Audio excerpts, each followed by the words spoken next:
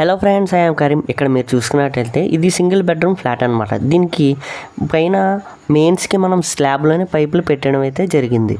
అక్కడ కనిపిస్తున్న 3/4 పైప్ వచ్చేసి పైన టాప్ లైట్కి అండ్ ఫ్యాన్ కోసం పెట్టడం అయితే జరిగింది. తర్వాత ఆ జంక్షన్లోంచి 1 ఇంచ్ పైపు ఇలా 8 మండలోకి రన్ చేసి ఆ 8లోంచి ఇంకొక 3/4 పైకి కిందకి మెయిన్స్ కోసం అయితే రన్ చేయడం అయితే జరిగింది. తర్వాత ఇప్పుడు మనం బెడ్రూమ్లోకి వెళ్ళి ఏ విధంగా పైపులు పెట్టామని చూసుకున్నట్లయితే ఒక టాల్ మోడ్యులర్ పెట్టడం అయితే జరిగింది. అట్లాగే దాని పక్కన ఇంకొక టాల్ మోడ్యులర్ మొత్తం రూమ్ కంట్రోల్ కోసం అండ్ దాని పక్కన 2 కనిపిస్తుంది కదా, అది బాత్రూమ్ కోసం సెట్ చేయడం అయితే జరిగింది. ఇట్లా జంక్షన్ నుంచి ఇలా రన్ చేసుకొచ్చి లైట్ పాయింట్ అయితే పెట్టాం.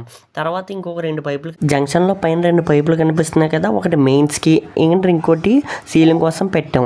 ఈ సైడ్ నుంచి ఈ విధంగా పైకి వెళ్తుంది కదా, అది పైన బాత్రూమ్ ఉంది, దానికోసం రన్ చేయడం జరిగింది. ఈ విధంగా 1 ఇంచ్ రన్ చేసి ఇక్కడ జంక్షన్ వేసాం కదా, పైన వచ్చి గీజర్ పాయింట్ అనమాట. ఆ గీజర్ పాయింట్ కోసం రన్ చేసాం. దాని నుంచి ఈ విధంగా రన్ చేసి ఇక్కడ 2 మోడ్యులర్ పెట్టడం అయితే జరిగింది. అది ఏసీ సాకెట్ కోసం పెట్టామన్నమాట.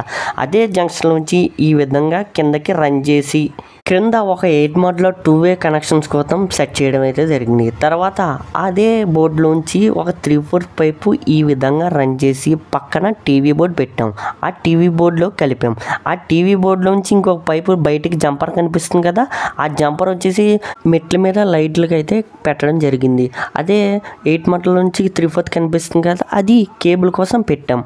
ఇప్పుడు మనం బాత్రూమ్ కోసం పెట్టిన 2 మోడ్యులర్ చూసుకున్నట్లయితే అందులోంచి పైపు ఈ విధంగా బాత్రూంలో లైట్ కోసం అయితే జంపర్ పెట్టడం అయితే జరిగింది. ఇప్పుడు ఈ పక్కనే కిచెన్ అనమాట. ఈ కిచెన్లో ఈ విధంగా 8 మోడ్యులర్ పెట్టి ఆ 12లోకి ఈ విధంగా పైప్ కలిపి ఇందులోంచి ఇంకొక పైపు ఈ విధంగా ఎడ్జస్ట్ ఫ్యాన్ కోసం అయితే కలపడం జరిగింది.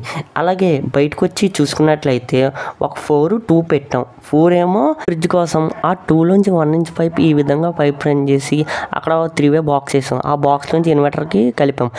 ఇంకోటి పైకి కలిపాం కదా, అది మెయిన్స్కి వెళ్ళిపోద్ది డైరెక్ట్. ఇందులోంచి కిచెన్లోకి ఈ విధంగా లైట్ కోసం పెట్టాం. తర్వాత ఇది వచ్చి దేవుడి కోసం లైట్ పెట్టాం.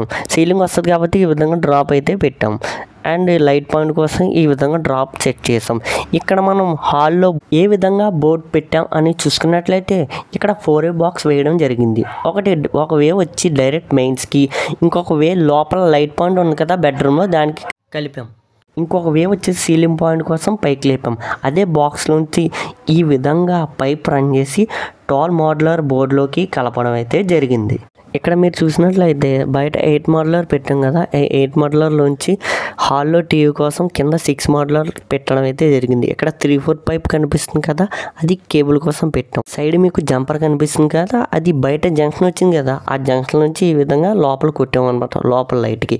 ఇక్కడ మీరు 8-వే మెయిన్ బోర్డ్ అనమాట. ఇది చూసుకున్నట్లయితే 4 పైపులు అయితే ఇందులో పెట్టాం.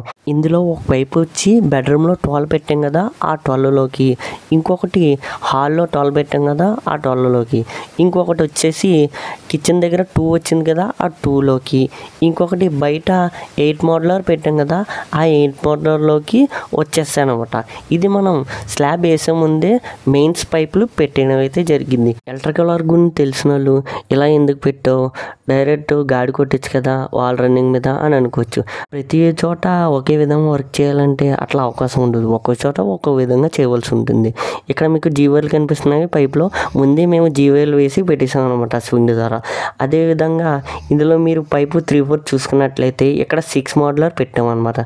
ఇది ఫస్ట్ ఫ్లోర్లో వర్క్ చేసాం అనమాట. ఇప్పుడు మనం బయటకు వెళ్ళి పైనుంచి వ్యూ చూసినట్లయితే ఈ విధంగా అయితే మీకు కనిపిస్తుంది.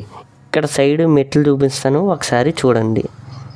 ఇక్కడ మీకు 2 పైపులు కనిపిస్తుంది కదా, ఇందాక లైట్ పాయింట్ జంపర్ అని చెప్పాను కదా, అదొకటిని ఇంకొకటి కేబుల్ అనమాట.